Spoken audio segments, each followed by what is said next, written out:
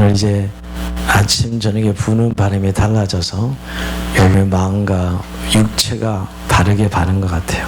우리 오늘도 새 은혜 받고 갑시다. 이렇게 한번 시작할까요? 새 은혜 받고 갑시다. 늘 무더운 은혜가 아니고 선선한 은혜를 받고 가기는. 우리가 지금 창세기 지난주에 39장 말씀 생각해보고 40장입니다. 지난 39장을 좀 우리가 기억할 필요가 있죠. 형들의 미움을 받아서 애굽의 시대장 보디발의 집에 노예로 팔려간 요셉을 보았습니다. 그런데 우리 지난 시간에 좀 그 말씀을 깊이 묵상했지만 그 요셉의 힘들게 보내는 고난의 시간에 대해서 성경은 이렇게 표현했어요. 한마디로 이야기하면 여호와께서 요셉과 범사에 함께 하심으로 형통한 자가 되었더라. 이 표현이 한 두 번 나타나죠. 조금 이해는 안 되는 말씀. 왜냐하면 그렇게 억울하게 고난을 겪고 있는데 성경은 그것을 형통이라고 말하고 있다는 것과 더 놀라운 것은 그 고통의 시간이 그렇게 누명쓰고 쓰고 괴로운 시간에 하나님이 함께 하셨더라라고 이야기하는 거예요. 우리가 오늘도 사실 이 부분을 계속 연장성상해서 이 40장을 해석하게 됩니다. 정말 이 말씀대로 요셉은 하나님과 함께 하심으로 형통한 자가 되어서 그 보디발의 집에서 완전히 인정받고 신임을 받아서 가정 총무로 쓰임을 받습니다.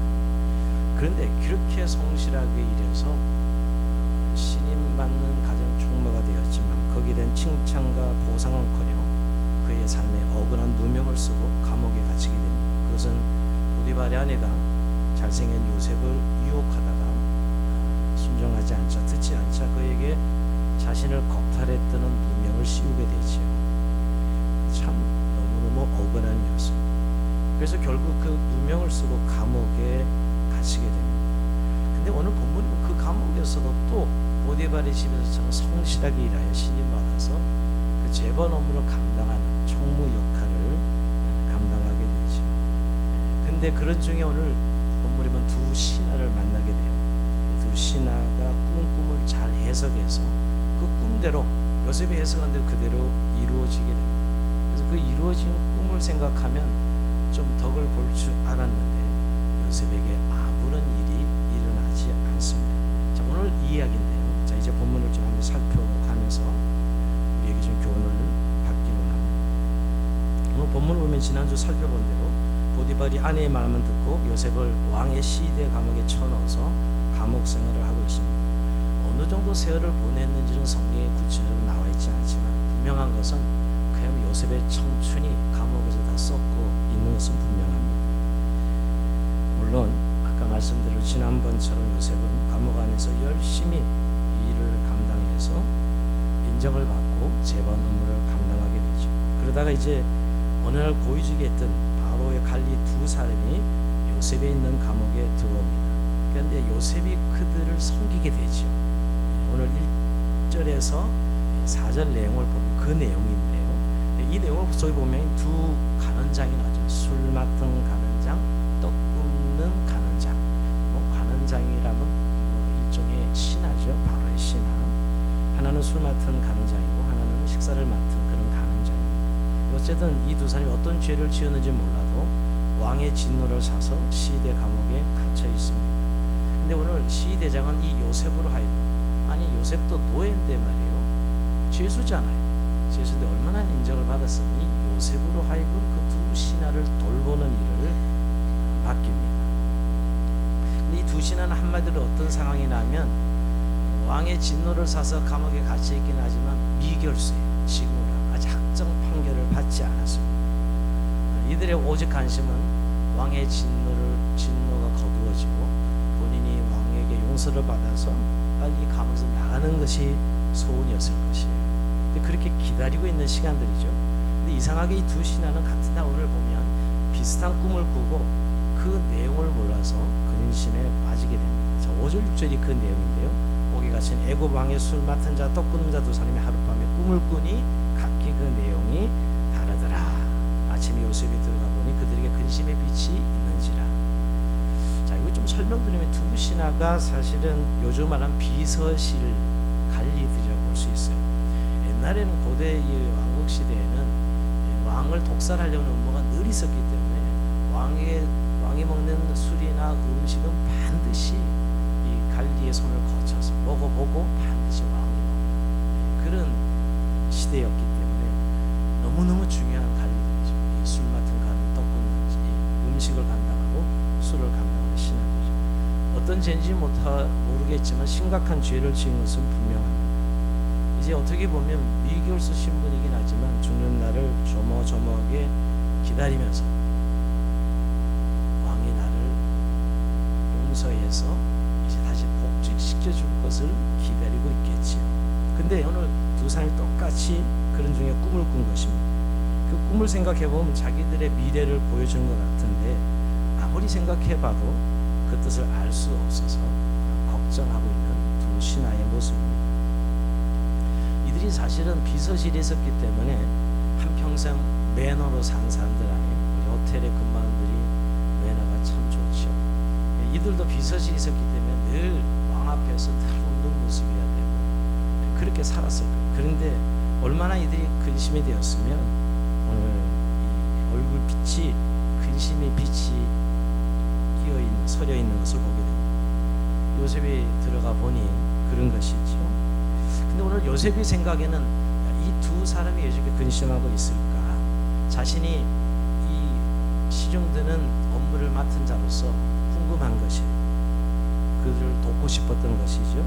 선한 뜻으로 물어봅니다. 물어보니까 꿈 때문에 이렇게 근심한다고 대답을 하는 것이었어요. 그런데 이 두 신하가 요셉에게 선뜻 꿈 이야기를 털어놓으려고 하지 않습니다. 그도 그럴 것이 인생의 경험이 많은 자신들도 풀 수 없는 이 꿈의 의미를 젊은 감옥의 노예가 풀 수 있으리라고 생각하지 않았기 때문이죠. 그러나 요셉은 자기가 이야기를 해보라면서 설득을 합니다. 어떻게 보면 요셉의 오지랖이에요. 요즘 말로 얘기하면 뭐 자기가 노예 신분에 뭐 꿈을 꿔서 걱정한다고 내가 한번 들어줄 테니 해석해 줄 테니 이야기하라고 이런 것이 8절이 그 내용인데요. 한번 8절은 같이 한번 읽어봅시다. 시작. 그들이 그에게 이르되 우리가 꿈을 꿨으나 이를 해석할 자가 없더라. 요셉이 그들에게 이르되 해석은 하나님께 있지 아니니까 청하건대 내게 이루소서.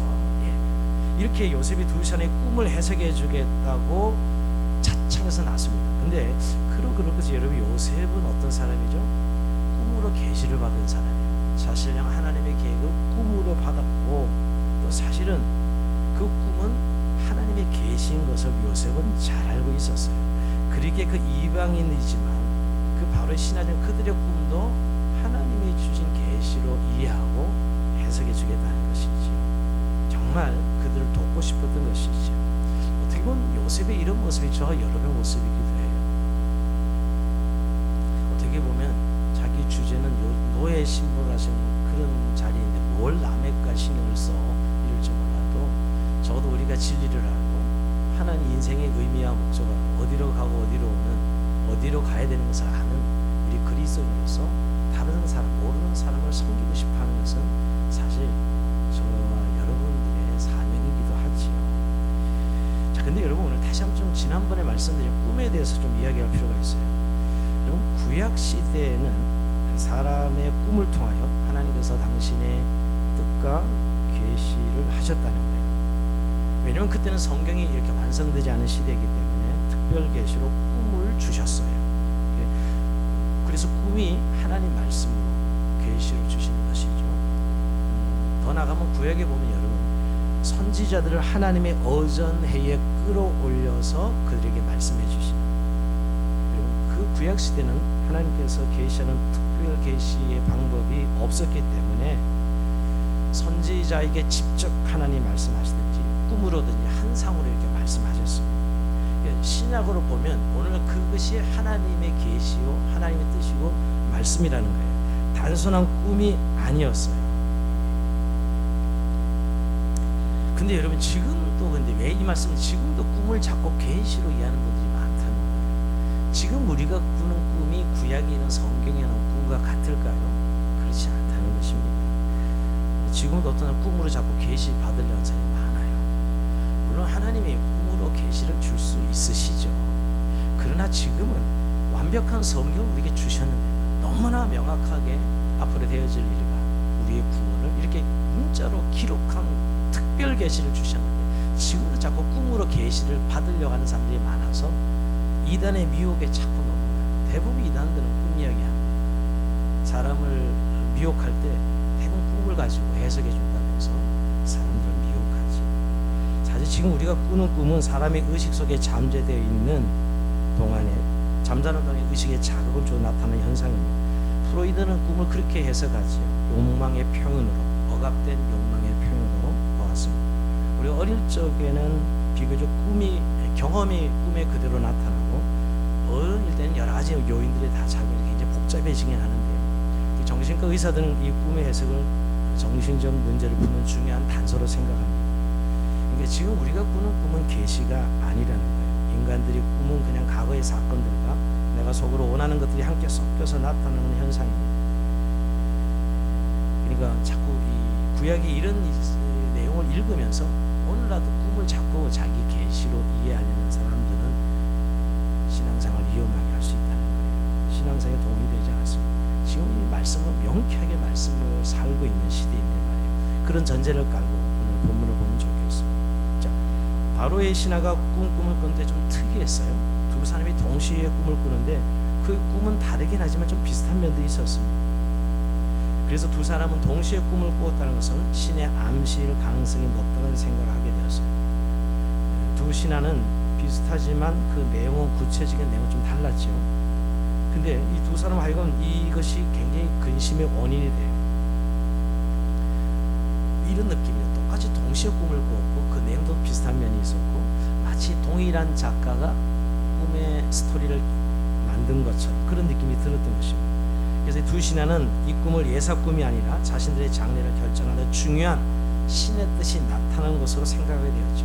그러니까 이들이 좀 신을 자기들의 신이지만 애국의 신을 섬기는 사람들 아닙니까? 특히 애국의 신은 운명의 신인데 이미 자신들의 운명이 결정되어 있으며 그 운명이 별의 움직임이나 꿈을 통해서 나타난다고 믿었기 때문에 더 심각해지는 거죠. 이 꿈을 꾸고 나서 이런 거죠.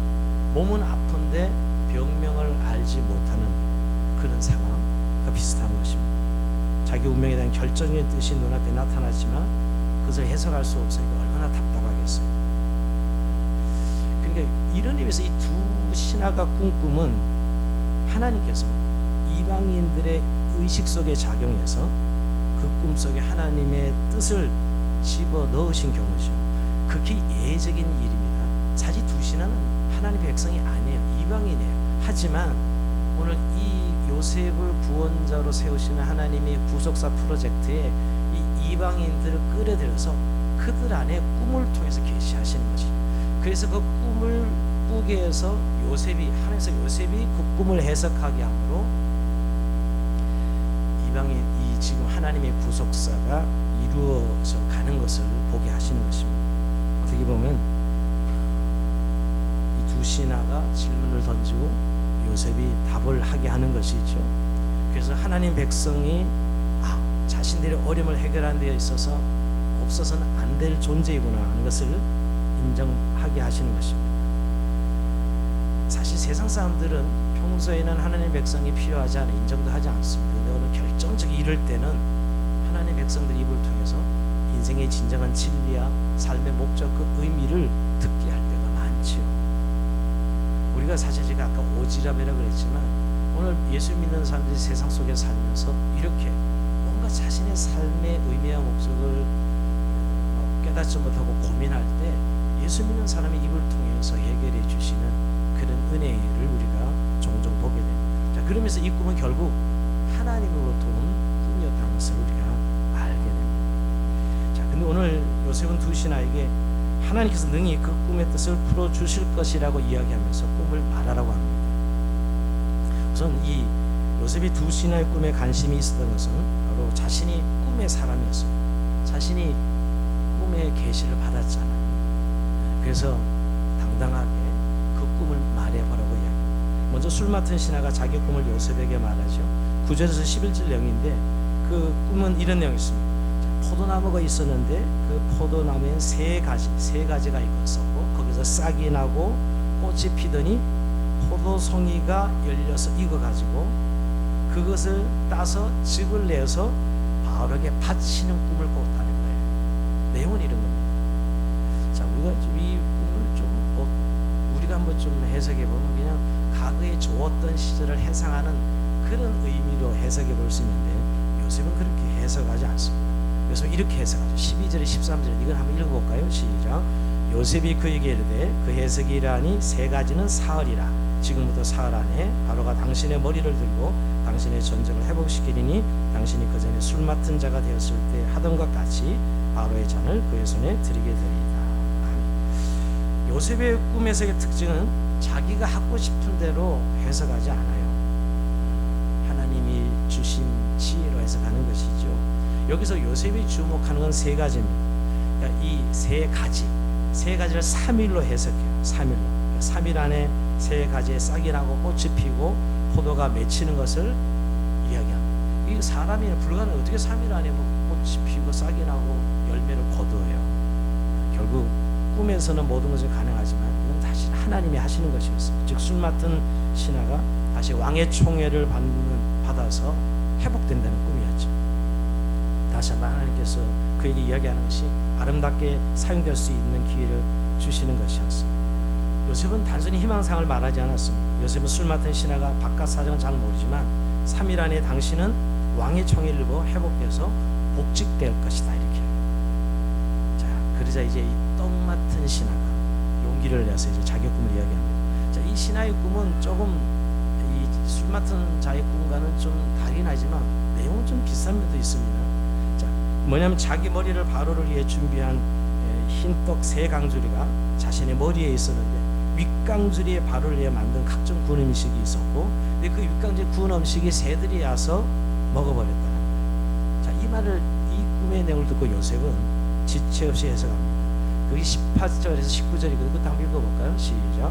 요셉이 대답하여 이르되 그 해석은 이러하니 새 강주리는 사흘이라. 지금부터 사흘 안에 바로가 당신의 머리를 들고 당신을 나무에 달리니 새들이 당신의 고기를 뜯어먹으리다 하더니. 자, 요셉은 여기서 강주리 세 개에 초점을 맞추죠. 이 세 개가 사흘을 의미한다고 이야기합니다.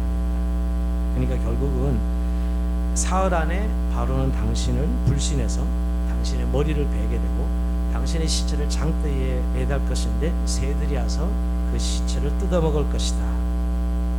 사실 어마어마한 해석이죠. 사실 이런 해석 쉽지 않죠. 얼렁뚱땅하게 넘길 수 있는데 정확하게 꿈을 해석해 줍니다. 여러분 어떻게 이 두 사람이 이 꿈을 받아들였을까요? 해석을 듣고 못 받아들였을 거예요. 두 사람 다. 술 맡은 간호는 복직된다는 건 너무나 좋은 거지만 감히 어떻게 내가 복직될까 이렇게 믿지 않았을 거고 이 떡 맡은 음식을 맡은 신하는 이 재수 없는 소리 한다고 아마 요셉을 윽박질렀을 거예요. 믿지 않았을 것입니다. 근데 여러분 문제는 이제 우리가 20절에 보면 3일 뒤가 뭐죠? 바로의 생일입니다. 자, 20절에 보면 이렇게 나옵니다. 제가 읽어볼게요. 제3일은 바로의 생일이라. 바로가 그가 모든 신하를 위해 잔치를 베풀 때 술 맡은 가는장과 떡 굽는 가는장에게 그의 신하들에게 머리를 들게 하니라. 바로의 술 맡은 가는장은 전직을 회복하며 그가 잔을 바로의 손에 받들어 드렸고 떡 굽는 가는을 매달리니 요셉이 그들에게 해석한과 같이 되었으나 요셉이 해석한 그대로 되었다고 성경은 이야기합니다. 3일 뒤에 바로의 생일날 바로는 자기가 감옥에 넣었던 두 신하에 대해서 결단을 내린 거죠. 술 맡은 신하는 복직시키고 떡 맡은 신하는 반역자로 처형시킨. 그야말로 요셉의 말대로 그대로 됩니다. 자, 여기서 오늘 우리가 한번 이 신하의 꿈을 정확하게 해석할 수 있었던 요셉, 이걸 우리가 한번 좀 생각해 보자. 요셉이 어떻게 꿈을 정확히 해석할 수 있었을까? 마술이 아니죠. 마술이 아닙니다. 하나님께서 요셉에게 주신 지혜입니다. 사실 꿈 이야기를 해보라 그랬을 때 요셉이 그랬죠. 해석은 하나님께 있지 아니하니까 해석은 하나님이 하셔요. 그러면 이 꿈을 해석할 수 있었던 것은 요셉의 지혜가 아니라 하나님께서 요셉에게 주신 지혜입니다. 근데 여러분 오늘 우리 이 부분을 그냥 하나님의 지혜로 요셉이 꿈을 잘 해석했다 하고 넘어가서는 안 돼요. 여러분 그냥 하나님 주신 그러니까 잘 감당했다 이런 게 아니라 요셉의 삶에 있어서 이렇게 꿈을 정확하게 해석할 수 있었던 것은 그가 정말 말씀에 헌신된 자라는 거예요. 우선 시작은 요셉은 자기를 향한 하나님의 그 꿈을 통해서 하나님께 계시를 받았죠. 근데 그 꿈을 계시를 받았을 때 그는 늘 그 계시의 말씀을 생각하고 묵상하고 붙들고 살았던 것이에요. 여기에 이제 요셉의 말씀 훈련이 진행된 것입니다. 이렇게 꿈을 해석한 것은 하루 이틀에 되어진 것이 아니에요. 우리가 잘 아는 보디발의 집에서도 요셉이 복의 통로 쓰임 받았는데 미래의 일을 잘 예견해서 그 집의 사업을 일으키는데 요셉이 쓰임 받습니다. 그때도 사실 요셉이 하나님의 말씀을 묵상하고 그 말씀대로 훈련받는 그 말씀에 헌신된 사람이기 때문에 가능한 것입니다. 그래서 오늘 이 두 신하의 꿈을 해석하면서도 정확하게 말할 수 있었던 것이죠. 즉 하나님 말씀의 지혜가 있었던 것이에요. 요셉이 이 고난의 시간에 견딜 수 있었던 것도 하나님 말씀을 이렇게 깊이 묵상하는 삶이 있었기 때문에 그래서 그 고통을 잘 견뎠던 것이죠. 세상의 지식이나 경험으로 풀 수 없는 문제들을 요셉은 하나님의 말씀으로 풀 수 있었던 것이에요. 여러분, 우리가 살아가면서 인간의 지혜로 풀 수 없는 것들이 얼마나 많은지 모릅니다. 근데 오늘 요셉은 그 하나님의 주신 꿈을 말씀으로 받아서 그것을 늘 깊이 묵상하고 훈련했기 때문에 오늘 자신과 오늘 지금 이 자신의 상에 부딪히는 상황들을 말씀으로 해석할 수 있었던 것이에요. 즉 정말 요셉은 말씀에 헌신이 있는 사람이었습니다. 그래서 자신의 삶에 닥치는 고난을 해석할 수 있었어요. 풀 수 있었던 거예요. 이게 너무너무 중요합니다. 그러면서 그는 그 말씀 안에서 하나님의 계획을 알 수 있었고 자신의 하나님의 뜻을 깨달아 알 수 있었던 것이죠. 그래서 오늘 두 신하의 꿈도 해석할 수 있었던 것입니다. 여러분, 오늘 우리가 살아가는 이 시대 자신과 이 시대의 상황을 말씀으로 잘 해석돼야 믿음으로 살아갈 수 있어요. 우리에게 말씀하시는 이유입니다. 물론 여러분 그렇다고 해서 요셉이 자기 미래를 다 알고 운명을 다 알고 그런 의미는 아니에요. 세상에 일어날 일을 다 알고 그런 이야기는 아니에요. 요셉이 만약 자기 미래를 다 알았더라면 노예로 팔려가지 않았겠죠. 그런 의미는 아니지만 분명한 것은 꿈으로 준 하나님 말씀을 붙들기 시작하면서 그는 하나님의 뜻을 깨닫고 자신의 삶의 고난이 해석되고 또 같이 고난당하는 사람들을 도와줄 수 있는 그런 사람이 되었던 것이죠. 우리는 여기서 좀 도전을 받아야 돼요. 이 고난의 시간에도 요셉은 다른 사람을 말씀으로 도울 수 있는 삶을 살았다는 것이에요.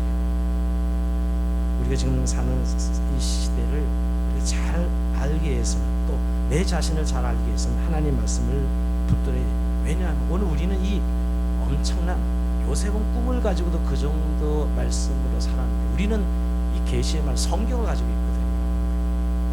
이 엄청난 성경의 말씀 속에 앞으로 되어질 일과 우리의 구원과 우리의 삶의 모든 내용들을 담고 있습니다. 그런데도 우리가 말씀 안에서 답을 찾지 못하고 특히 고난을 받을 때 해석하지 못해서 자신의 고난을 해석하지 우왕좌왕하고 힘들어하는 사람 많습니다. 제가 예전에 한번 너무너무 고난이 힘드니까 예수 믿는데도 점장인을 찾아가서 한번 듣고 싶다. 얼마나 답답하고 힘들냐. 저는 그런 현상을 보고 왜 예수 믿는 사람이 고난의 시간에 정말 하나님은 말씀하시는 하나님, 적어도 말씀하시는 하나님이라면 그 하나님 앞에 자신의 고난의 의미를 깨닫고 이해한다면 충분히 그 고난의 시간을 이겨나가야 되는데 너무 안타까운 점장이가 찾아가서 자기 고난을 한번 풀고 싶다는 거예요. 왜 이렇게 믿는 이들이 허약할까? 여러분 정말 그 고난의 시간에 내가 너와 함께 한다고 귀에대고 확성기를 소리를 들려주는 분이 하나님이신데 말이에요. 근데 그 이유가 있다면 우리가 평상시에 하나님을 믿으면서 말씀하시는 하나님의 말씀 듣지 못하고 있는 거지. 그저 하나님을 늘 도깨비 방망이 정도로 믿고 삽니다.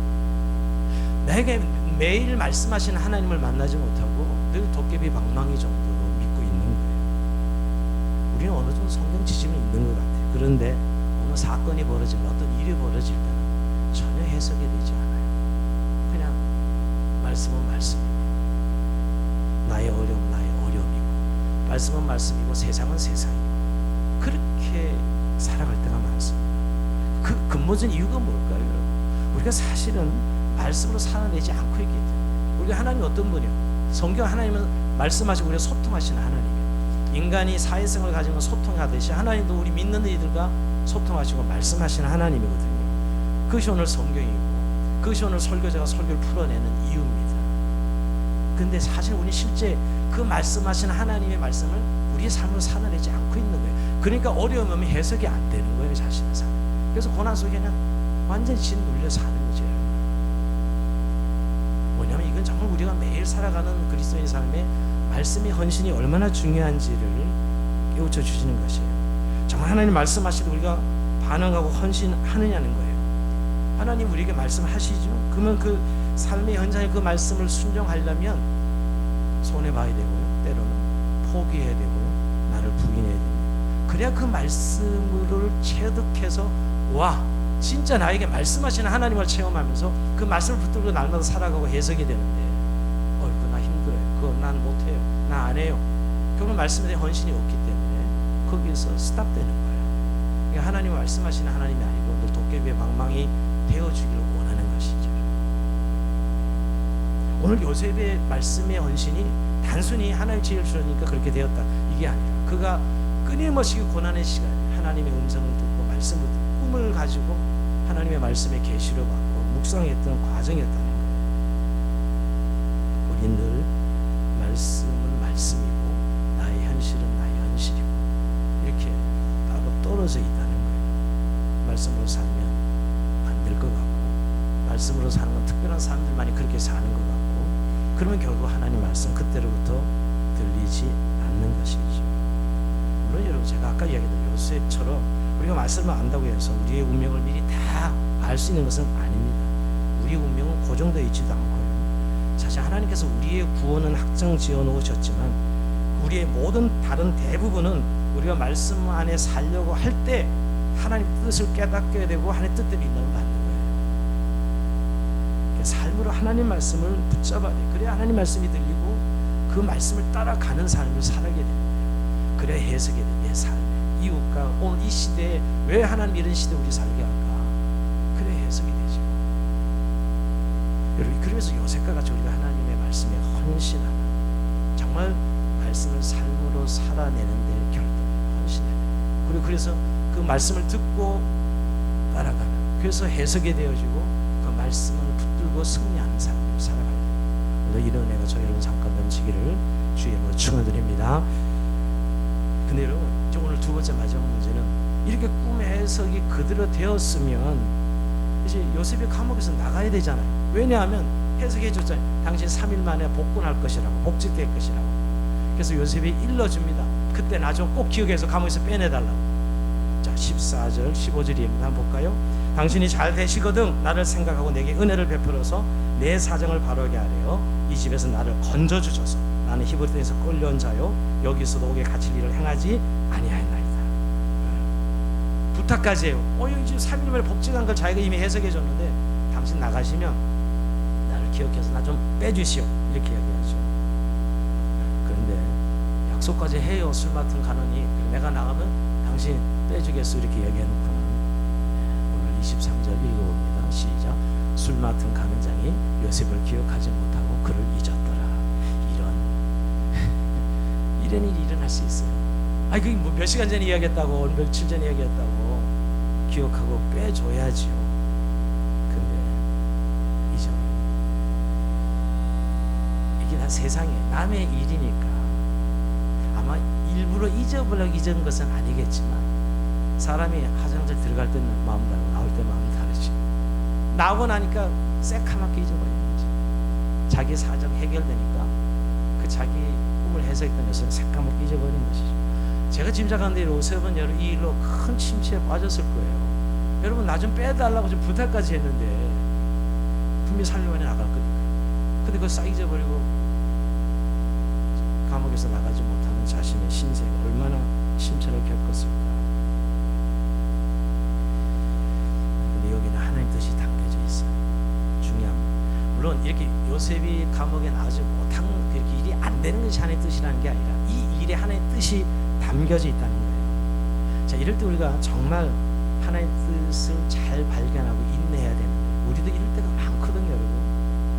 이럴 때가 많아요. 사실 요셉으로 하여금 하나님께서 이렇게 술 맡은 가난을 잊어버리게 하는 것은 전적으로 요셉을 지금 하나님만 의지하는 사람으로, 지금 감옥에서 나오게 할 때 하나님의 도움으로 나오게 하지 사람의 도움으로 나오게 하지 않습니다. 만약에 요셉이 사람의 도움으로 감옥에서 나오면 그때도 사람을 의지할 수 있었기 때문에 100% 하나님만 의지하더라고요. 그래서 요셉으로 하여금 때를 기다리게 하신 것이죠. 근데 여러분, 이 일이 헛된 일은 아니에요. 물론 나중에 우리가 보면 알지만 하나님은 이 술 맡은 신하로 하여금 요셉의 징검다리가 되게 하죠. 다음 주에 살펴보겠죠. 바로가 꿈을 꿔서 해석을 못하게 될 때 그때서야 이 술 맡은 간이 맞아, 내 꿈을 해석한 요셉이 있지. 그렇게 하고 요셉의 꿈을 해석하는 이 바로의 꿈을 요셉의 해석을 연결해 주지요. 네. 결국 이 일이 헛것이 되게 하지는 않으셨어요. 그러나 요셉이 원하는 대로 감옥에서 나오는 일은 안 되었어요. 이걸 잘 살펴봐야 돼요, 우리가 여러분. 세상에 의미 없이 그냥 우연은 없어요. 이게 나중에 이 일이 이렇게 될지 누가 알았겠어요. 바로가 꿈을 꿨을 때 결국 생각이 나게 해서 그 친구지 연결되지만 이 생각이 좀 지가 감옥에 나와서 발이 생각이 나서 요셉을 좀 꺼내줘서 얼마나 좋았어요. 우리가 이런 말씀을 보면 좀 사실 마음이 불편해집니다. 왜냐하면 우리는 우리의 본성 속에 인과응보가 있어요. 인과응보가 뭐죠? 원인이 있으면 결과가 있는 거죠. 예를 들면 요셉이 이렇게 꿈을 잘 해석하면 우리는 그에 따르는 칭찬과 보상이 있어야 돼 라고 생각했죠, 여러분. 항상. 자, 이것과 이제 우리 신앙의 싸움이 늘 있어요. 근데 오늘 보상이 없잖아요. 칭찬도 없고 여러분. 계속 그냥 아무런 일도 일어나지 않습니다. 자, 오늘 이런 현상을 우리가 부딪힐 때 잘 받아들여야 돼요. 하나님의 뜻을 잘 받고 끝까지 인내해야 되는데, 이런 상황이 우리에게 부딪히면 우리는 어떤 반응이죠? 아까 인과응보의 마음을 가지고 있기 때문에 우리도 모르게 원망과 불평이 나옵니다. 내가 이렇게 열심히 일했는데, 이렇게 잘했는데 결과가 나오지 않을 때 우리의 본성의 반응은 원망과 불평이죠. 그러면서 하나님과의 관계가 사실은 끊어져요. 입으로는 하나님 원망하지 않지만 마음으로는 내심 하나님 원망이 쌓이면서 기도가 끊기고 예배가 죽는 예배를 드립니다. 너무너무 중요해요. 그러니까 우리의 좁은 시각으로 어떤 일을 했을 때 그 결과가 오지 않는 것 때문에 우리는 안타까워하고 힘들어하고 그러면서 원망할 수 있는 거죠. 이게 자기 시각으로 인생을 보는 거예요. 우리는 그저 볼 수 있는 게 자기 관점에, 자기 중심의 세상을 볼 수밖에 없어요. 근데 이걸 왜 신뢰하냐 말이에요. 옛날에 여러분 300~400년 전만 해도 이 세상은 전체가 모든 지구를 중심으로 돈다고 이야기했어요. 그렇게 훌륭한 과학자들이 다 지구가 중심으로 세상을 돌아간다. 근데 여러분 아니죠. 태양으로 중심으로 다 돌아가죠. 인간이 결국 자기 세상밖에 모르고 자기가 겪는 일은 항상 자기 중심적으로밖에 해석할 수 없는 것이에요. 그래서 그것 때문에 우리는 하나님을 신앙하는 섬기는 일에 늘 어려움을 겪습니다. 사실은 이 지난 시간에도 요셉의 고난을 통해 하나님이 요셉에게 가지고 있는 꿈에 대한 기대를 완전히 비워내시는 과정이라고 말씀드렸어요. 요셉이 가진 인간의 꿈을 비워내고 그 비워진 가슴에 하나님의 꿈을 채워가시는 과정입니다. 예를 들면 여러분, 이제 오늘 이 왜 하나님께서 안 꺼내주시고 잊어버리게 해서 왜 감옥을 계속 살게 하느냐 말이에요. 이게 우리의 불편한 아닙니까 여러분? 근데 우리는 이렇게 해서 어쨌든 결과가 요셉이 애굽의 총리가 되었으니까 와, 이렇게 해석을 하기 참 쉽습니다. 요셉은 꿈을 실현했어, 이런 생각은. 근데 여러분, 요셉의 총리 등극은 요셉 개인의 입신양면이 아닙니다.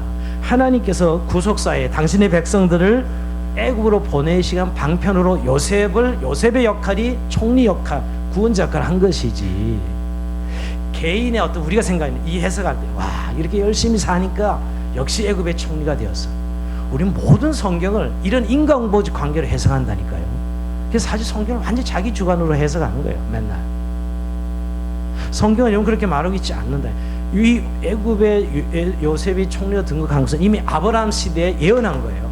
너희가 애굽으로 내가 440년 종살이 할 것이고 거기서 돌아올 것이다. 그 구속사의 스토리를 하나님 이어가시되 요셉을 총리로 등극시키는 것이지. 우린 내가 열심히 살아서 뭐가 되었더라 이런 인간고 사실은 성경과 전혀 관계없는 내용이에요. 우린 근데 그런 식의 성경을 늘 해석, 창세기만 그렇게 해석해 설교하는 데도 많을 거예요. 요새처럼 열심히 살아야 됩니다. 열심히 산다는 게 잘못됐다는 게 아니라 결국 여러분 이 정도로 하나님의 섬세. 이 애굽의 왕조가 원래 함족이었어요. 함족이었는데 요셉의 시대에 이 셈족인 힉속스 왕조로 바뀌어요. 쿠데타가 일어났어요. 요즘 말로 왕조가 바뀌면 왜 셈족 왕조로 바꿔놓느냐? 요셉이 셈족이거든요, 여러분. 그 셈족을 총리로 쓸 수 있도록 그렇게 하나님이 준비시켜 놔요. 즉 거부감 없이 총리가 될 수 있는 걸 하나님께서 마련해 놓으시는 것이죠. 나중에 요셉을 모론 왕조가 다시 정권을 잡잖아요. 그래서 완전히 유대인들이 다 종살이해서 다시 노예가 돼요. 이 요셉이 죽고 나서 말이에요. 그러니까 모든 것은 결국 하나님의 계획 안에 들어 있었던 것이에요. 그러니까 아까 우리가 불편한 마음, 왜 해석하면 그게 따른 보상과 칭찬이 있어야 되는데 왜 계속 감옥에 갇혀 있지? 우리가 이런 생각을 하는데요. 그래서 우리가 이 땅에 성도가 사는 것은 빈부귀천, 크고 작음, 높고 낮음, 이쁘고 못생기고 이런 것들이 우리의 목적이 아니에요. 이런 것들은 사실은 하나님의 우리가 이 땅에 사는 동안 역할로 주어진 것뿐입니다. 잠시 하나의 역사 속에 쓰이는 도구에 불과한 것이지 최종적인 가치가 아니에요. 여러분 저는 이런 얘기들, 요셉이 애굽의 총리가 되었다고 하늘나라 가는데 구원에 있어서 프리미엄이 있었을까요? 저는 그렇다고 생각하지 않습니다. 전 늘 그런 생각입니다. 목사라고 여러분 하나님의 나라에서 제가 프리미엄이 있겠어요? 말씀으로 살아낼 만큼 하나님의 상을 받겠지 무슨 프리미엄이 있겠어요? 뭐냐면 우리는 자꾸 이 세상적인 어떤 세상의 목적을 자꾸 하나님을 빌어서 자꾸 뭔가를 얻어내려고 하는 그것이 마치 훌륭한 신앙이라고 생각하는 사람이 의외로 많습니다. 이런 세상적인 것들은 우리의 목적이 아니에요. 오히려 성경은요, 이 세상적인 것들을 다 비워내고 하나님의 옷으로 채우는 것이 구원을 이루어가는 과정이라고 성경은 말씀해요. 그 가운데 고난이 개입되는 거죠. 그래서 여러분 어떤 사람들은 가난이라는 상황에 굴복되지 않고 그 가난을 비워내는 자리에 있게 합니다. 가난에 비굴하지 않도록 예수를 믿음. 반대로 여러분 어떤 사람 부함이라는 상황에 교만하지 않고 그것을 비워내게 하는 자리에 있어요. 부자인데 예수 믿어. 그러나 하나님 그 부함의 교만을 다 비워내게 합니다. 어떤 사람은 높은 지위를 가지고 있는데 그 높은 지위를 비워내는 자리에 있게 하세요. 그래서 고난이 동원되는 것이죠. 이럴 수도 있어요. 어떤 사람 정말 세상에 뭐 보잘것없는 직업을 가지고 있어. 정말 어떻게 보면 너무 세상적으로는 부끄러워할 직업이지만 그리스도 안에서는 부끄러워하지 않고 그것을 비워내는 자리에 있게 하신다고요. 지금 오늘 세상은 여러분 이 세상의 운동장에 다 줄 세우고 경쟁시킵니다. 이 세상은 지금 자본주의 세상은 우린 그 안에 있지 않아요. 사실은 그 안에 있는 모든 이루어지는 것은 우리의 역할일 뿐이에요. 도구라는 것이. 오히려 우리가 이 세상 구원의 삶을 살아가는 그것을 비워내고 있는 시간이에요. 자, 비워낸다는 걸 좀 약간 어려우면 이렇게 묶이지 않는다는 거예요. 우리의 목적은 하나입니다. 이 모든 상황과 처지와 사건과 정황들을 비워내는 거죠. 예를 들면 나는 가난한 사람이야, 나는 부자야, 나는 잘생긴 사람이야, 나는 못난 사람이야, 나는 굉장히 권력 있는 사람이야, 나는 능력 있는 사람, 이런 것을 다 비워내게 한다니까요. 뭐 이런 상황과 조건에 묶이지 않도록. 여러분 이런 상황과 조건에 묶인다는 것은 세상 사람처럼 살아가는 것이거든요. 우리는 그게 정체성이 있지 않아요. 우리의 정체성은 하나님 나라 백성이죠.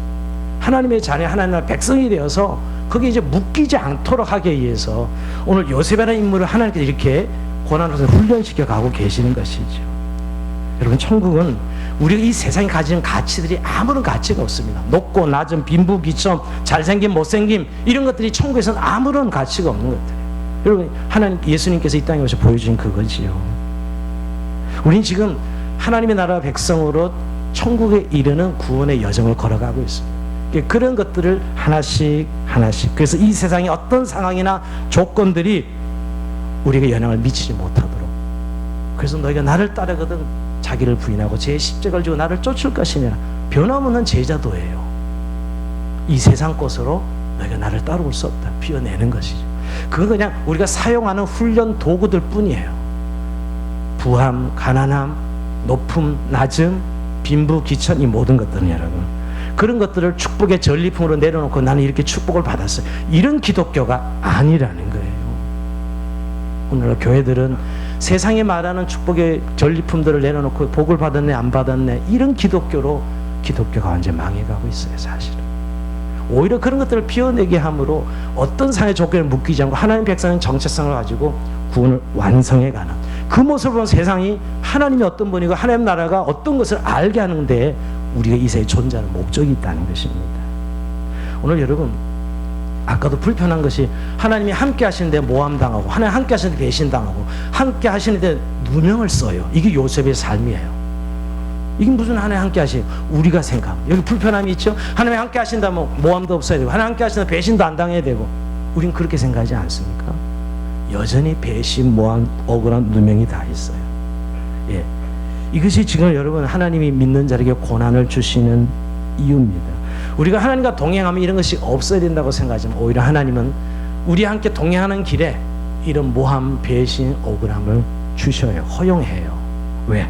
이런 것들을 비워내라고. 이것이 너의 복이 아니고 진짜 우리의 복은 하나님이 내 복이 되고 하나님의 은혜가 우리의 복인 것을 알게 하기 위해서 오히려 하나씩 하나씩 비워내게 하십니다.